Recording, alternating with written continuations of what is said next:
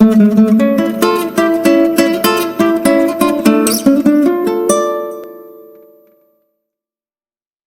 सबको जय मसीह की। परमेश्वर का धन्यवाद हो।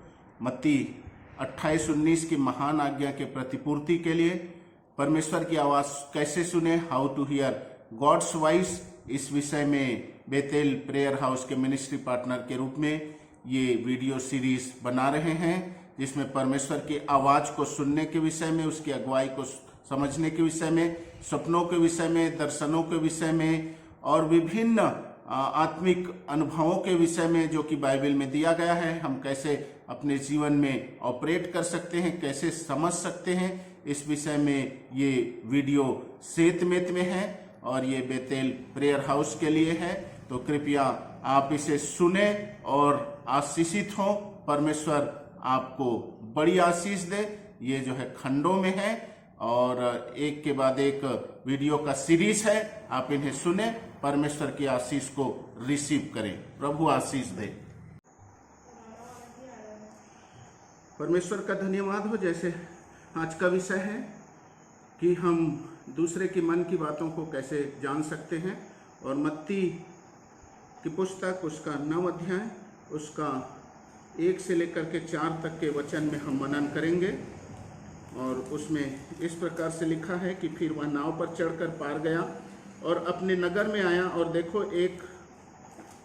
और देखो कई लोग लकवा के एक रोगी को खाट पर रखकर उसके पास लाए। यीशु ने उनका विश्वास देखकर उस लकवे के रोगी से कहा, हे पुत्र, ढांढस बांध, तेरे पाप क्षमा हुए। इस पर कई शास्त्रियों ने सोचा, यह तो परमेश्वर की निंदा करता है। 4था वचन, यीशु ने उनके मन की बातें जानकर कहा, तुम लोग अपने अपने मन में बुरा विचार क्यों कर रहे हो। इस वचन में देखते हैं का रोगी यीशु मसीह के पास में लाया गया और यीशु ने उन्हें कहा कि हे पुत्र, जा, तेरे पाप क्षमा हुए हैं।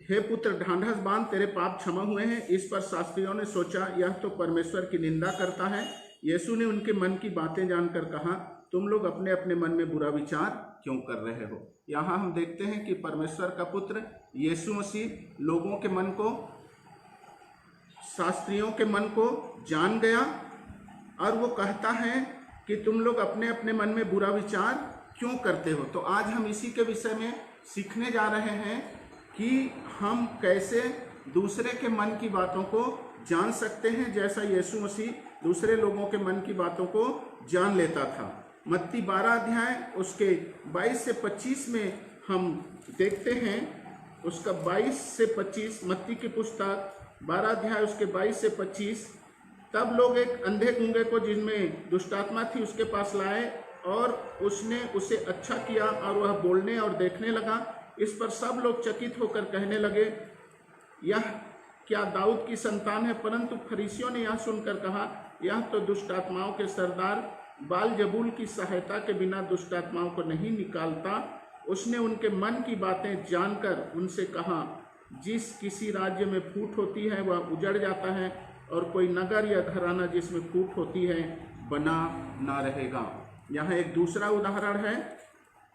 एक व्यक्ति है जो अंधा था और गूंगा था, एक दुष्टात्मा के वजह से, एक स्पिरिट वर्क की वजह से, और यीशु मसीह उसे चंगा करते हैं। तो कुछ लोगों को, फरीसियों को इसमें आपत्ति होता है और वो ये कहते हैं कि यीशु मसीह परमेश्वर की आत्मा की सहायता से नहीं अपितु शैतान की सहायता से इस व्यक्ति को जो अंधा और गूंगा था उसे चंगा किया है। तब यीशु मसीह उनके मन की बातों को जान लेते हैं। वैसी लूका की पुस्तक उसका 11 अध्याय 14 से 18 को हम देखेंगे कि एक गूंगे को जब यीशु मसीह चंगा करते हैं तो उस समय भी जो है लूका रचित सुसमाचार 11 अध्याय हम निकालते हैं।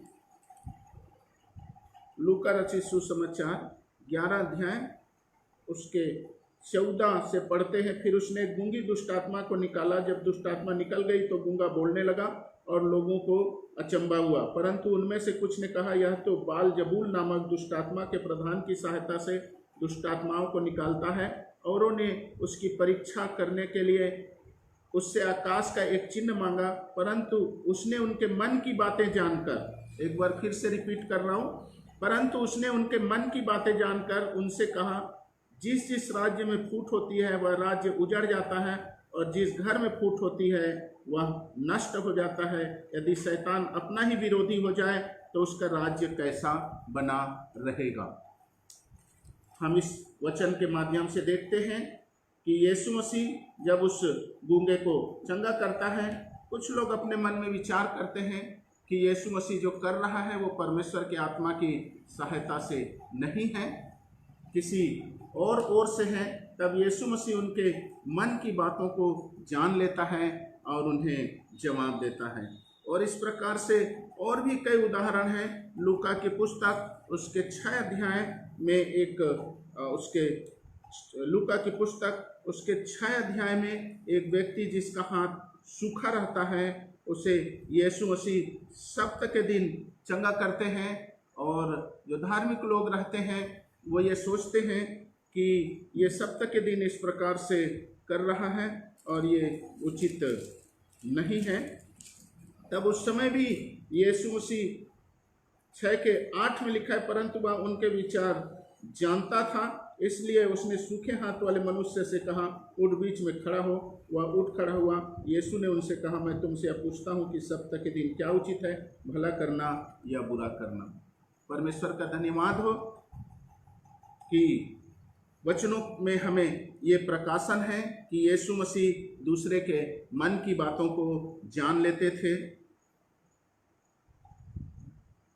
यूहन्ना रचित सुसमाचार उसका 2:23-25 में यदि हम देखेंगे तो उसमें लिखा हुआ है, यूहन्ना रचित सुसमाचार उसका 2 अध्याय उसका 23 से 25 में इस प्रकार से लिखा हुआ है, जब वह यरूशलेम में फसह के समय पर्व में था तो बहुतों ने उन चिन्हों को जो वह दिखाता था देखकर उसके नाम पर विश्वास किया, परंतु यीशु ने अपने आप को उनके भरोसे पर नहीं छोड़ा, क्योंकि वह सबको जानता था और उसे आवश्यकता न थी कि मनुष्य के विषय में कोई गवाही दे, क्योंकि वह आप ही जानता था कि मनुष्य के मन में क्या है।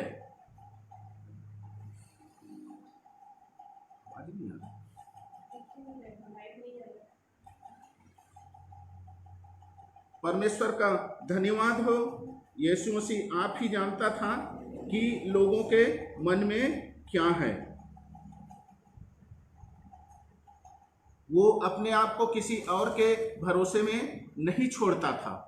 इस प्रकार से वो दूसरों के मन की बातों को जान लेता था और दूसरे लोगों के अनुसार नहीं, अर्थात उसमें दूसरे के बारे में कि वो क्या विचार रखते हैं, डिसर्निंग करने की क्षमता थी।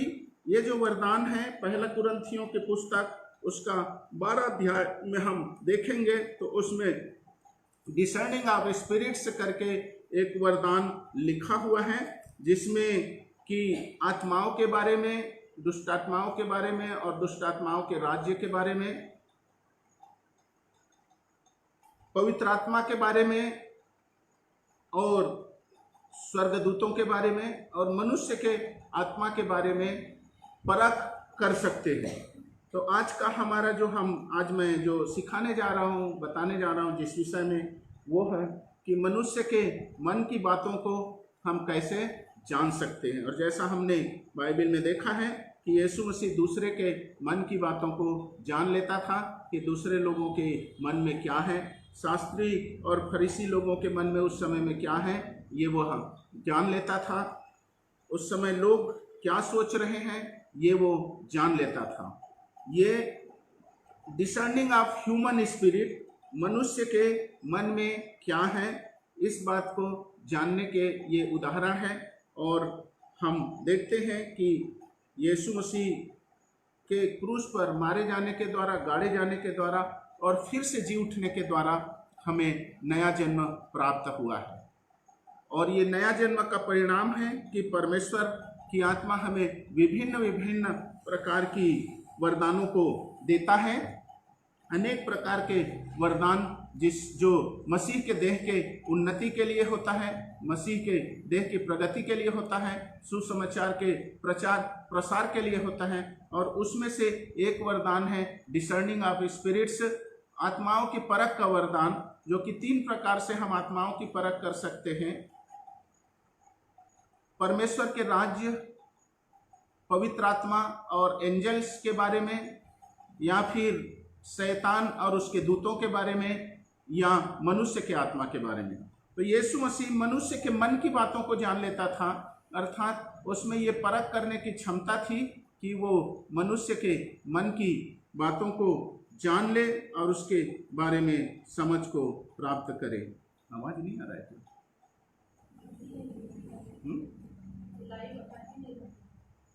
मनुष्य के मन की बातों को जान लेता था, और हम इसी बारे में आज देखने जा रहे हैं।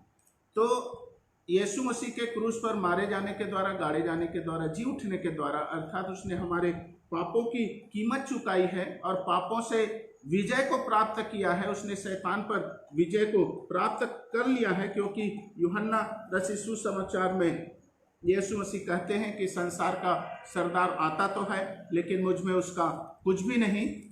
मुझे अपने प्राण लेने का भी और देने का भी हक है, और वो शैतान पर और पाप पर विजय प्राप्त करके हमें नया जन्म दिया है।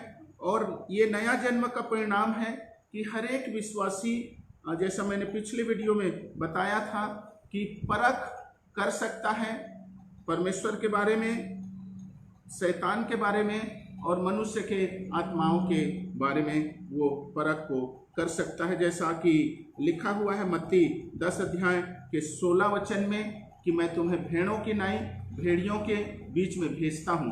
अर्थात हम जो लोग हैं उन्हें परमेश्वर ऐसे लोगों के बीच में भेजता है जो हमारे प्रति अच्छे दिल नहीं रखते हैं, लेकिन भेड़ों की नाई भेजता है। और हमें ये अंदर से ये हमें एबिलिटी देता है कि हम उन्हें पहचान सकते हैं कि कौन भेड़ है और कौन भेड़िए हैं, किनका मन अच्छा है और किनका मन खराब है। पहला थिस्सलुनीकियों की पत्री उसका 5 के 21 अध्याय में लिखा, 5 अध्याय के 21 वचन में लिखा है कि सब बातों को परखो। आइए हम वचन के माध्यम से देखेंगे कि किस प्रकार से ये जो वरदान है वो काम करते हैं। बहुत बार जब हम सेवकाई में रहते हैं, कोई हमारे सामने आता है तो हमें उसके मन की बातें प्रकट हो जाती है कि उसके मन में क्या है। ये डिसर्निंग ऑफ ह्यूमन स्पिरिट है, डिसर्निंग ऑफ स्पिरिट्स का एक हिस्सा है, डिसर्निंग ऑफ ह्यूमन स्पिरिट। हम इसे देखेंगे यूहन्ना रचित सुसमाचार उसका, यूहन्ना रचित सुसमाचार मेरे साथ में निकालेंगे।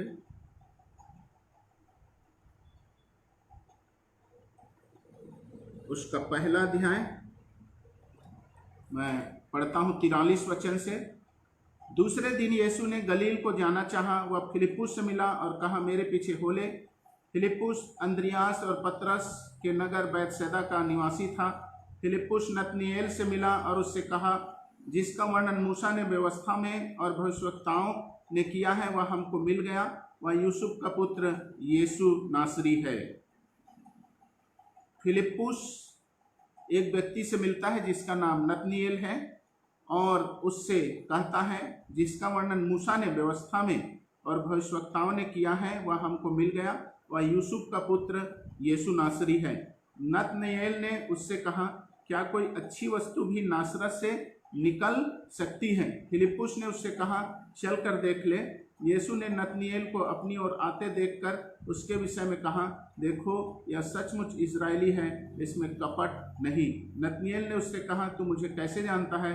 यीशु ने उसको उत्तर दिया, इससे पहले कि फिलिप्पुस ने तुझे बुलाया, जब तू अंजीर के पेड़ के तले था तब मैंने तुझे देखा। नतनीएल ने उसको उत्तर दिया, हे रब्बी, तू परमेश्वर का पुत्र है, तू इस्राएल का महाराजा है। यीशु ने उसको उत्तर दिया, मैंने जो तुझसे कहा कि मैंने तुझे अंजीर के पेड़ के तले देखा, क्या तू इसीलिए विश्वास करता है? तू इससे भी बड़े बड़े काम देखेगा। फिर उसने कहा, मैं तुमसे सच सच कहता हूँ, तुम स्वर्ग को खुला हुआ और परमेश्वर के स्वर्गदूत को मनुष्य के पुत्र के ऊपर उतरते और ऊपर जाते देखोगे। ये एक बहुत ही सुंदर वचन है जो यूहन्ना रचित सुसमाचार के पहला ही अध्याय में पाया जाता है, और ये दिखाता है कि फिलिप्पुस, एंद्रियास और पतरस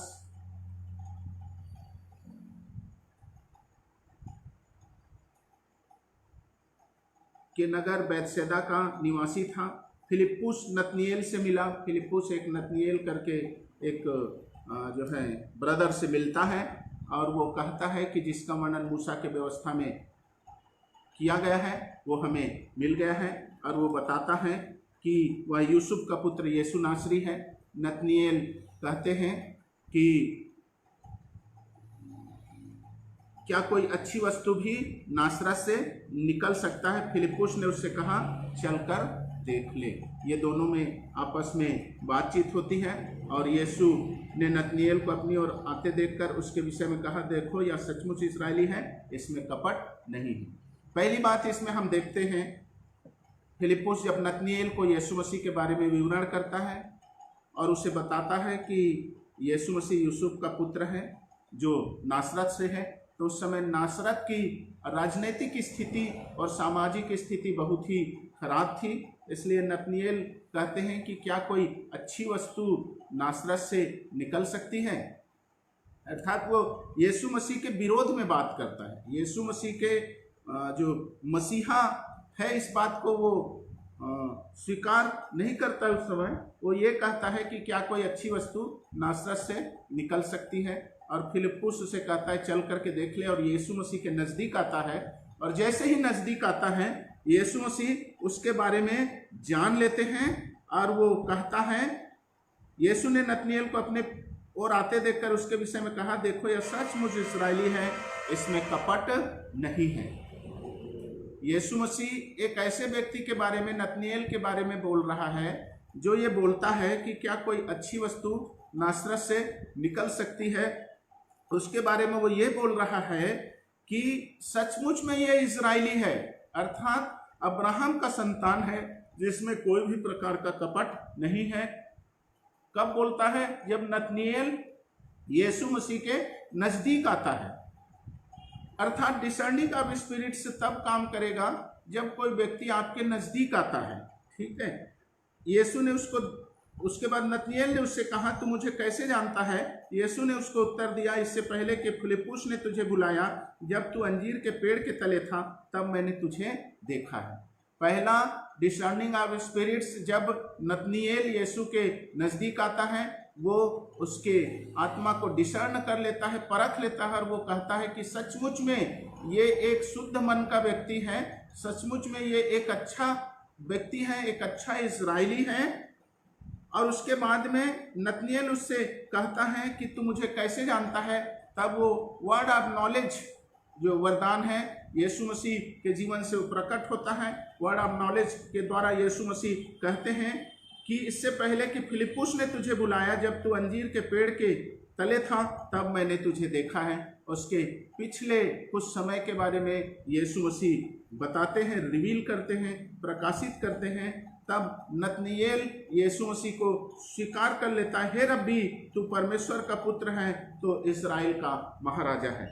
इस उदाहरण में हम देखते हैं कि जब नतनिएल यीशु मसीह के नज़दीक आता है, डिसर्निंग ऑफ ह्यूमन स्पिरिट्स में ये होता है कि जब कोई हमारे नज़दीक आता है तो हमें ये पता चल जाता है कि उसके दिल में अच्छा है या बुरा है। यद्यपि उसने यीशु मसीह के बारे में अच्छी बातें नहीं किया, उसने कहा कि क्या कोई अच्छी चीज नासरत से निकल सकता है, लेकिन फिर भी यीशु मसीह उसके दिल को परख लेते हैं।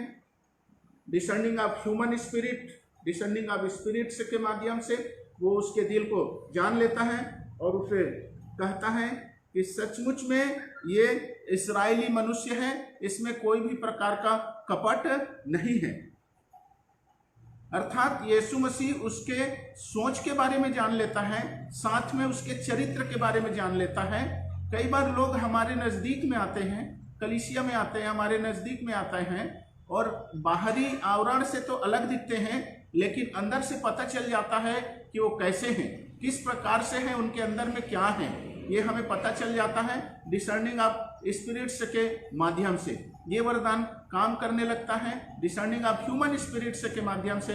हम उनके पर्सनैलिटी को जान जाते हैं, उनके विचार को जान जाते हैं, उनके चरित्र को जान जाते हैं। कई बार लोग हमारे पास में आते हैं, तब हमें पता चल जाता है कि इनके किस प्रकार से विचार हैं। दूसरा ये कि नतनीएल जो है वो उसने जब कहा कि क्या कोई नासरत से अच्छी वस्तु निकल सकती है, तो ये जो वचन उसने कहा उसका सोर्स क्या है? क्या वो स्वकेंद्रित है? क्या वो अपने बारे में बोल रहा है? या उसका ये शब्द जो है डिमेन इंस्पायर्ड है, या फिर किसी और से, परमेश्वर की ओर से प्रकाशन है? यदि हम देखें इस वचन में, जब यीशु मसीह ने कहा कि इसमें कोई भी प्रकार का कपट नहीं है, इसका मतलब यह है कि उसने अपने दिल से ये बात को कहा कि मैंने नासरत में कोई भी प्रकार की अच्छी वस्तु नहीं देखी है।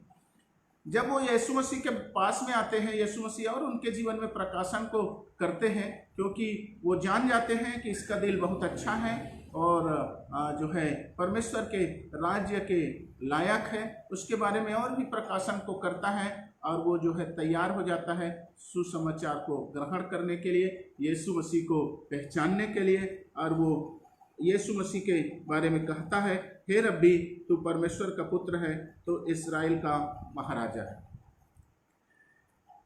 ये जो वरदान है, ये जो उदाहरण है, इससे कई सारे उद्देश्य पूरे होते हैं। पहला, यीशु मसीह जो परमेश्वर का महान सेवकाई के लिए इस पृथ्वी पे आया था, उस समय परमेश्वर की सेवकाई को पूरा कर रहा था, वो एक व्यक्ति के बारे में प्रकाशन को पूरी तरह से प्रकट करता है और वो जान जाता है कि ये एक कपट रहित मनुष्य है, अर्थात परमेश्वर के राज्य के योग्य है, मेरे चेले बनने के योग्य है, उसे ये पता चल जाता है।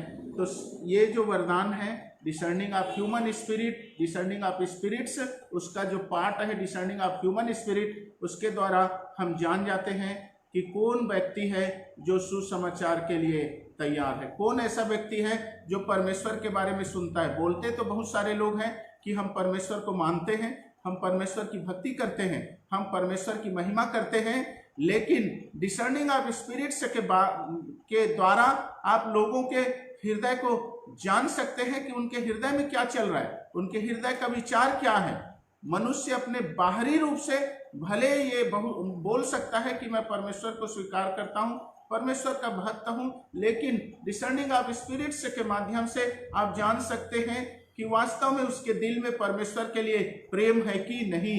अर्थात डिसर्निंग ऑफ स्पिरिट्स के द्वारा आप किसी व्यक्ति के आंतरिक व्यक्तित्व के बारे में प्रकाशन को प्राप्त करते हैं, उनके हृदय के बारे में प्रकाशन को प्राप्त करते हैं और उसे पूरी तरह से डिसर्न कर लेते हैं। ये इस प्रकार से है जैसा कोई व्यक्ति एक्सरे मशीन से गुजर रहा हो और उसमें क्या है ये पता चल जाए। तो मुंह से लोग कुछ भी बोले, लेकिन जो है ये डिसर्निंग ऑफ स्पिरिट्स के द्वारा आप जान सकते, जैसे मैंने पिछले कई उदाहरणों में मैंने बताया था, अभी मत्ती 9:4 में, मत्ती 12:25 में, लूका 9:47 में, लूका 6:8 में, यूहन्ना 2:23-25 में, कि यीशु मसीह लोगों के मन की बातों को जान जाता है। तो ये जो वरदान है ये काम करेगा सेवकाई को बढ़ाने के लिए, ये काम करेगा ऐसे लोग जो चर्च के खिलाफ में हैं, जो विश्वासियों के खिलाफ में हैं, लेकिन अपने आप को जो है ऐसे दिखाते हैं कि जैसे वो परमेश्वर की महिमा के लिए हैं। आप इस वरदान के द्वारा आप जान सकते हैं कि उनके मन में क्या है। आप ये जान सकते हैं कि कौन आपके पक्ष में है और कौन आपके विरोध में है, क्योंकि यीशु मसीह ने जान लिया था यहूदा इस्करियोती के बारे में, और वो जान गया था कि यहूदा इस्करियोती उसे पकड़वाने वाला है। तो आपके साथ में हो सकता है बहुत सारे लोग हों, हो सकता है आपके कई सारे साथी हों, हो सकता है आपके नज़दीक हों कई सारे लोग, लेकिन आप उनके आंतरिक विचार को, आंतरिक व्यक्तित्व को जान सकते हैं इस वरदान के द्वारा। तो इस वरदान के द्वारा प्राप्त ज्ञान से, जैसे नतनीएल के बारे में यीशु ने जान लिया और उसे कहा कि ये बिना कपट का है, ये कपट रहित है, और उसके बारे में और भी प्रकाशन को उसने किया।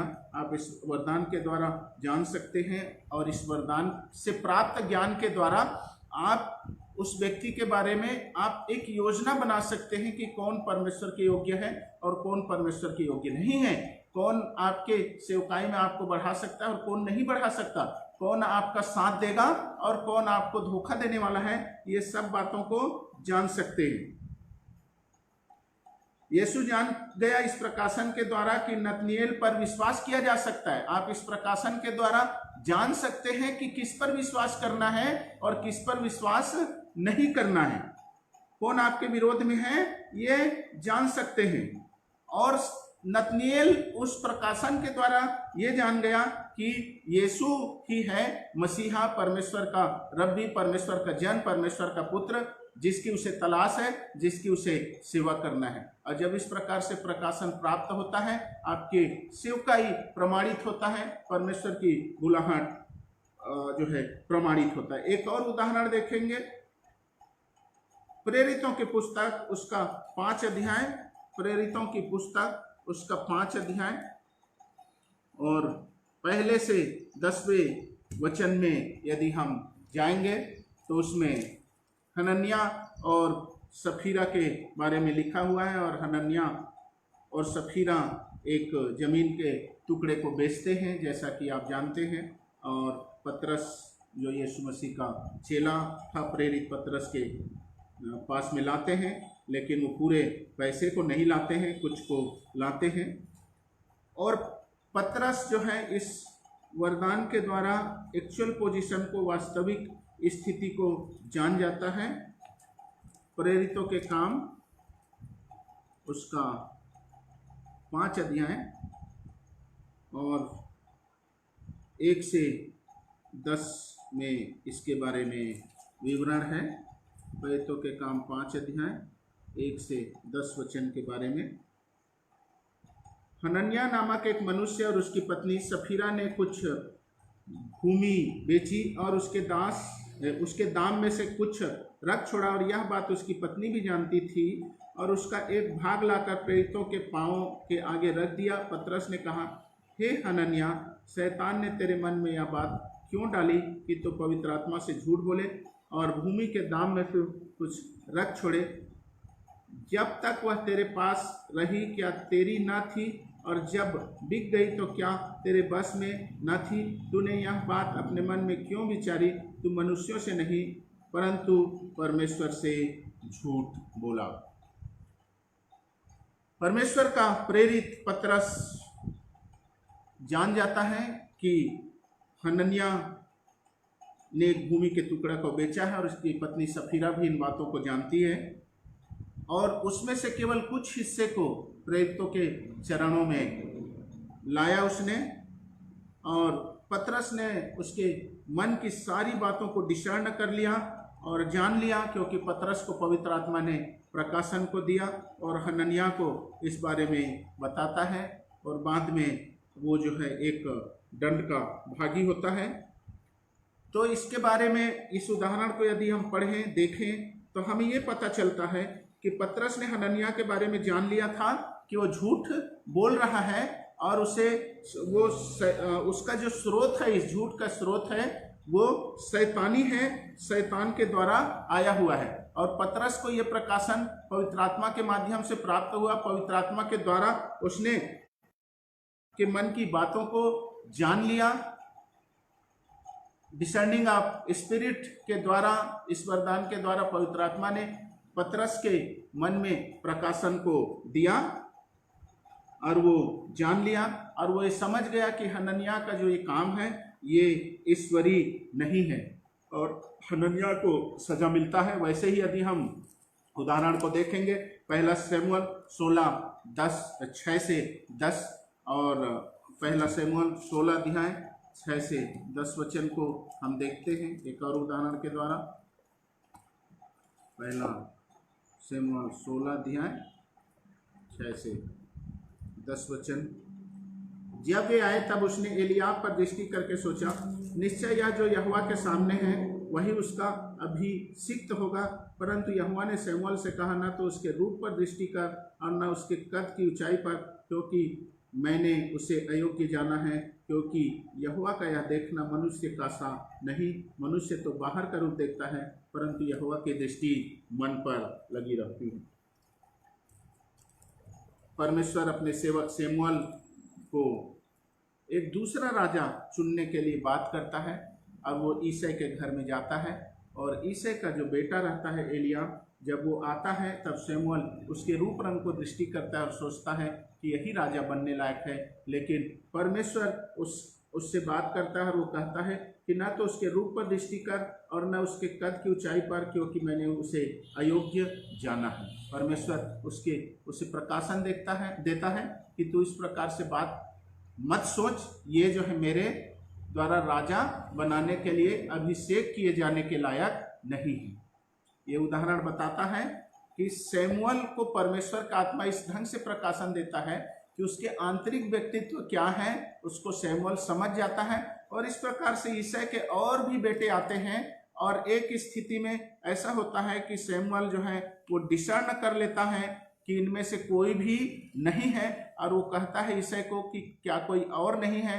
तब ईसाई अंत में कहता है कि एक और है, छोटा बेटा है जिसके चेहरे से अभी लाली नहीं गई है। और शमूएल उसे बुलवाता है और उसका अभिषेक करता है और उसके साथ में भोजन करता है। ये उदाहरण ये दिखाता है कि पहले ज्ञान के वरदान के द्वारा परमेश्वर शमूएल को उसके बड़े बेटे एलियाब के जो है पिछले जीवन के बारे में और वर्तमान स्थिति के बारे में प्रकाशन को करता है, बताता है उसके बारे में। उसके बाद में डिसर्निंग ऑफ स्पिरिट्स काम करता है, परख का वरदान काम करता है और शमूएल जान लेता है कि इनमें से कोई भी उस प्रकार से नहीं। बहुत सारे लोग हैं आपके साथ में, कई सारे लोग होंगे जिन लोग ये सोचते हैं कि जो है आपको लगेगा कि ये लोग परमेश्वर के लायक है, मेरे साथ देने के लायक है, लेकिन ऐसा नहीं है। परख के वरदान के द्वारा आप लोगों के जीवन के बारे में प्रकाशन को प्राप्त कर लेंगे। आप समझ जाएंगे कि कौन जो है कौन से काम के लायक है। तो जो है परमेश्वर शमूएल से व्यक्तिगत रीति से धीमी आवाज में बोलता है कि ये जो एलियाब है ये से अभिषेक नहीं करना है, इसके रूप और रंग पर दृष्टि ना कर, बड़े धीमी आवाज में अंदर से। तो ये वरदान जब काम करता है तो हमें अंदर से जानकारी प्राप्त हो जाती है। दूसरा, हमें यह पता चल जाता है कि परमेश्वर की इच्छा क्या है। तीसरा, हमें फाइनली क्या करना है इस बारे में पता चल जाता है। वैसे ही प्रेरितों के काम 8 अध्याय में एक और व्यक्ति है शमौन, जो देखता है कि प्रेरितों के द्वारा परमेश्वर बहुत ही सामर्थी काम कराता है और उसके पास में जो है प्रेरित पत्रस के पास में वो पैसों को लाता है और उसे कहता है कि जो वरदान तुझ में काम करता है मुझे भी दे दे। और पत्रस डिसर्न कर लेता है उसके बारे में और उसे डांटता है कि उसका जो मोटिव है, उसका जो इंटेंशन है वो एविल है, वो परमेश्वर के लायक नहीं है। तो डिसर्निंग ऑफ ह्यूमन स्पिरिट्स, हमने बहुत सारे उदाहरणों को देखा बाइबल से और हमने अब तक जो निष्कर्ष निकाला है, जो सीखा है, उसमें ये है कि ये वरदान के द्वारा हम लोगों के हृदय में क्या चल रहा है ये जान सकते हैं, पहला। दूसरा, हम ये जान सकते हैं कि उनका कैरेक्टर कैसा है, प्रेजेंट सिचुएशन कैसा है, उनके बाहरी रूप रंग नहीं बल्कि अंदर से वो क्या सोचते हैं और क्या उनकी जो है आपके बारे में समझ है। जैसा कि यीशु मसीह यहूदा के बारे में जान गया कि वो उसे पकड़वाने वाले हैं, आप जान सकते हैं कि आपके इर्द गिर्द रहने वाले लोग किस प्रकार से आपके प्रति विचार को रखते हैं, आपको स्वीकार करते हैं या नहीं करते हैं। जैसा बहुत सारे उदाहरण में यीशु मसीह लोगों के मन की बातों को जान लेता था। आप जान जाएंगे कि लोग किस प्रकार से विचारों को रखते हैं और किस प्रकार से काम को करते हैं। तीसरी, डिसर्निंग ऑफ ह्यूमन स्पिरिट्स में परमेश्वर आपको बताएगा, जो है कई तरीके से बताएगा। पहले आपके अंदर से आप जान जाएंगे कि जो ये व्यक्ति है इसका विचार क्या है। आपके अंदर में चूंकि आपको पवित्र आत्मा दी गई है, पहला यूहन्ना की पत्री उसका 2 अध्याय 20 और उसके 26-27 में देखेंगे तो उसमें दी गई है कि पवित्र आत्मा हमें सब बातें बताता है। परमेश्वर ने जो अभिषेक किया है नया जन्म के द्वारा, उसके द्वारा हम लोगों के अंदर की बात को जान सकते हैं, समझ सकते हैं। कई सारे ऐसे उदाहरण हैं हमारे पास में, जैसा पिछले दिनों की बात है, एक भाई मेरे पास में आया प्रार्थना कराने के लिए और मेरे मन में एक स्ट्रॉन्ग फीलिंग आई कि जो है ये व्यक्ति है कुछ गड़बड़ करने वाला है, कुछ इसके जीवन में कुछ गड़बड़ियाँ होने वाला है। और मुझे बिल्कुल भी इस प्रकार की इच्छा नहीं थी कि वो मेरे सामने आए। तो कई बार इस प्रकार की बातें होती है, कोई आपके सामने आता है तो आपके अंदर से ये फीलिंग आती है, आप या तो बहुत ही खुशी, कई लोग आते हैं जो सामने आने से हमें बहुत ही खुशी महसूस होगा। इसका मतलब ये है कि उस व्यक्ति के लिए परमेश्वर की योजना है। और यदि कोई व्यक्ति ऐसा आता है जिससे बहुत ही दुख महसूस होता है, इसका मतलब यह है कि उसने परमेश्वर की इच्छाओं को बार बार अपने जीवन से टाल दिया है। कई बार ऐसे लोग आते हैं जिन लोगों के सामने आने से ऐसा फीलिंग होगा कि सामने से हट जाए, तो उसको पश्चाताप की जरूरत होती है। उसके लिए ये बताने की जरूरत होती है कि भाई आपको पश्चाताप की जरूरत है।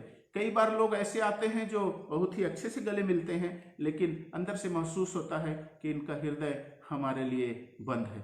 इस प्रकार से बहुत सारे प्रकार के लोग आते हैं और डिसर्निंग ऑफ ह्यूमन स्पिरिट्स के द्वारा आप लोगों को के बारे में जान सकते। अभी 2 दिन पहले की बात है, मैं एक भाई से मिला, कंप्यूटर में वो काम कर रहा था। जैसे ही मैं उसके पास में गया और उसके ऊपर में मैंने उसके पीठ में हाथ को रखा और मैंने कहा कि तुम्हें बहुत ही कमजोरी महसूस हो रही, क्या बात है, तुम्हें बहुत बीमार जैसे महसूस हो रहा है। ये डिसर्निंग ऑफ ह्यूमन स्पिरिट्स की बात के द्वारा मैंने उसे बताया।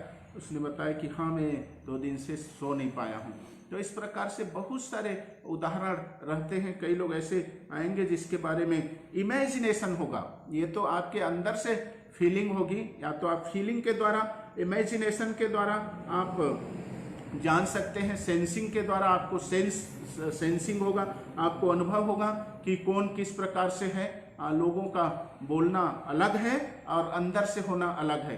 आप जान सकते हैं लोगों के बारे में, आपको महसूस होगा कि उनके दिल में क्या चल रहा है। वो चाहे कुछ भी बोले आपको, आप लोगों के बारे में जान सकते हैं कि किस प्रकार से और कैसे होते हैं। और कब जान सकते हैं? जब लोग आपके नज़दीक आएंगे, आपके नज़दीक में रहेंगे। जैसा कि नतनिएल यीशु के पास में आया तो वो यीशु मसीह उसके बारे में जान गया। वैसे ही बहुत सारे शास्त्री फरीसी लोग यीशु के नज़दीक ही थे, वो उनके बारे में जान गया। जब ईसाई का पुत्र जब वहाँ आया एलियाब जो है, तो सैमुअल को परमेश्वर ने बात की और सैमुअल उसके बारे में जान गया। तो जब कोई नज़दीक आता है आपके नज़दीक, तो डिसर्निंग ऑफ स्पिरिट्स के द्वारा आप उसके मन की विचारों को जान सकते हैं कि उसके मन में क्या चल रहा है। तो जान सकते हैं पहला पवित्र आत्मा के द्वारा, जैसा कि यूहन्ना 2:20 और उसके 26-27 में लिखा है कि उसने हमें अभिषेक किया है और वो हमें सब बातें बताता है। परमेश्वर का आत्मा हमें सब बातों को बताएगा जिससे हम जान सकते हैं कि उसके अंदर में क्या चल रहा है। और इस जानने के द्वारा दूसरा, आप इमेजिनेशन के द्वारा आपके मन में पिक्चर होगा, चित्र बनेगा, जो है आपके मन में कल्पनाएं आएंगी उसके बारे में। कई लोग आते हैं जिनको जैसे ही आते हैं हमें मुझे जो मेरी सेवकाई में कई लोग ऐसे आए, जैसे ही सामने आते हैं मुझे जो है महसूस होता है कि परमेश्वर ने उनके जीवन में बड़ी योजनाओं को रखा है और मेरा हृदय खुशी से भर जाता है।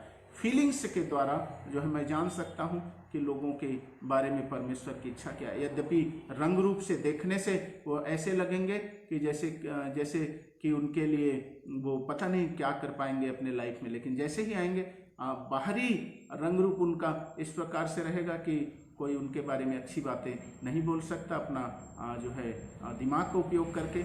लेकिन डिसर्निंग ऑफ स्पिरिट्स के द्वारा आप जान सकते हैं कि परमेश्वर की इनके लिए बहुत बड़ी बड़ी योजनाएं हैं। बहुत सारे लोग बोलेंगे कि हम परमेश्वर के लिए काम करना चाहते हैं, आप उसे डिसर्न कर लेंगे कि वास्तव में उनका समर्पण क्या है और उनके मन में सही में प्यास है कि नहीं, वो सही में परमेश्वर की महिमा करने के लायक है कि नहीं। और इस प्रकार से आप उनके बारे में बता सकते हैं इमेजिनेशंस के द्वारा। कई बार इस प्रकार से इमेज बनेंगे, कई बार इस प्रकार से परमेश्वर चित्रों के द्वारा बताएगा जो डरावना रहेगा, तो आप जान सकते हैं कि वो किसी बंधन में है। कई बार परमेश्वर महिमामय चित्रों को बताएगा, उससे आप जान सकते हैं कि परमेश्वर की योजना इसके लिए बहुत ही अच्छी है। तीसरी बात यह है कि आप जो है कोई जब आता है आपके नज़दीक में, तो कौन आपके पक्ष में है और कौन आपके विरोध में है, इससे आप जान सकते हैं कि आपकी अंदर में शांति महसूस होता है कि नहीं। यदि आपको शांति महसूस होता है किसी से मिलने से, तो आप समझ जाइए कि वो आपके पक्ष में है, आपके साथ में है, और परमेश्वर उसे आपके लिए फ्रूटफुल बनाने वाला है, उपयोग करने वाला है। तो इस प्रकार से 3 प्रकार से आप जान सकते हैं। पहले ये कि आप अपने अंदर से, आपके अंदर में जो पवित्र आत्मा है वो आपको बहुत धीमी आवाज़ में आपको बताएगा कि आपसे बात करेगा, और उसके बारे में आप सुन सकते हैं और आप समझ सकते हैं, और उसके बारे में आप सेंसिंग के द्वारा या फिर जो है इमेजिनेशन के द्वारा आप लोगों के बारे में जान सकते हैं कि किस प्रकार से आप उनके लिए जो है वो आपके लिए विचार रखते हैं। दूसरा, यदि आप शांति को महसूस करते हैं तो भी आप जान सकते हैं कि किस प्रकार से जो है वो परमेश्वर उनको आपके लिए प्रकाशन को दे रहा है। तो इस प्रकार 3 प्रकार से आप जान सकते हैं। एक्टिवेशन के लिए यदि हम देखेंगे कैसे इस जो वरदान है उसको अपने जीवन में आप एक्टिवेट करें। पहला,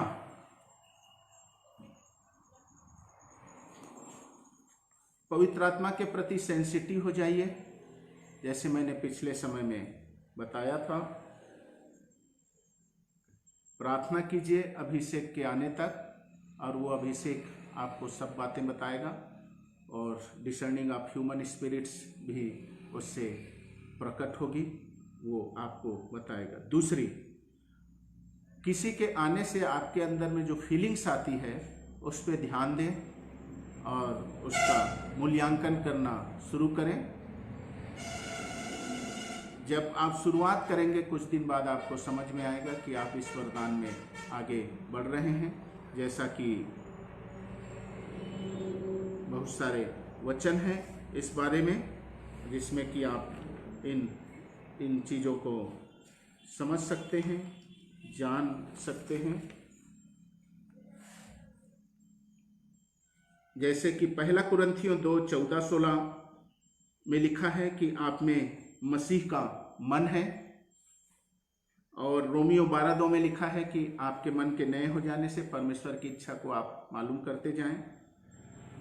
तो चूंकि आप में मसीह का मन है, इसलिए आप अपने फीलिंग्स के प्रति सेंसिटिव हो जाइए, ध्यान दीजिए, और जब आप ध्यान देंगे तब आप पहला मैंने बताया कि आप पवित्र आत्मा के प्रति सेंसिटिव होइए। दूसरा ये, चूंकि आप में मसीह का मन है, 1 कुरिन्थियों 2:14-16 के अनुसार और रोमियो 12:2 के अनुसार आप में मसीह का मन है, इसलिए जब आप सेंसिटिव होते हैं अपने फीलिंग्स के प्रति, अपने कल्पनाओं के प्रति, तो आप जान सकते हैं कि दूसरे के मन में क्या चल रहा है।